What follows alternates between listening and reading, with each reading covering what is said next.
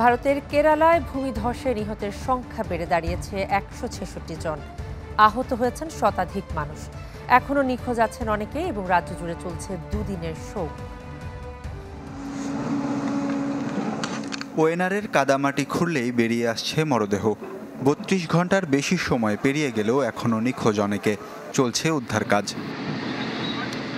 মঙ্গলবার সকালে প্রচণ্ড বৃষ্টিতে পাহাড়ি এলাকার চা বাগানে কয়েক দফা ঘটে ভূমিধসের ঘটনা।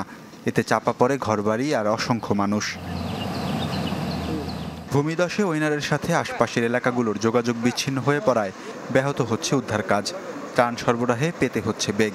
পরিস্থিতি নিয়ন্ত্রণে একযোগে কাজ করছে পুলিশ, এনডিআরএফ, ফায়ার সার্ভিস সহ বিভিন্ন সংস্থা।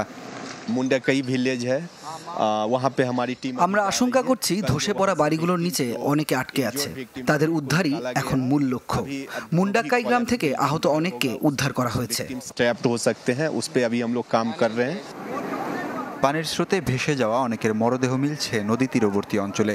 পার্শ্ববর্তী হাসপাতালগুলোতে চিকিৎসা দেওয়া হচ্ছে আহতদের, যাদের অনেকের অবস্থাই গুরুতর বলে জানিয়েছেন চিকিৎসকরা।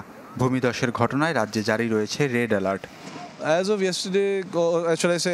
নিহতের সংখ্যা ১৫০ ছাড়িয়েছে, তবে অনেককেই জীবিত উদ্ধার করতে সক্ষম হয়েছে আমরা। তাদের নিরাপদে সরিয়ে নেওয়া হয়েছে। এমন বিপর্যয়ে রাজ্য জুড়ে চলছে দুদিনের শোক। নিহতদের পরিবারকে ২ লাখ ও আহতদের ৫০,০০০ রুপি করে সহায়তা দেওয়ার ঘোষণা দিয়েছে কেন্দ্রীয় সরকার। ওয়ালিউল্লাহ ফারুক, চ্যানেল 24।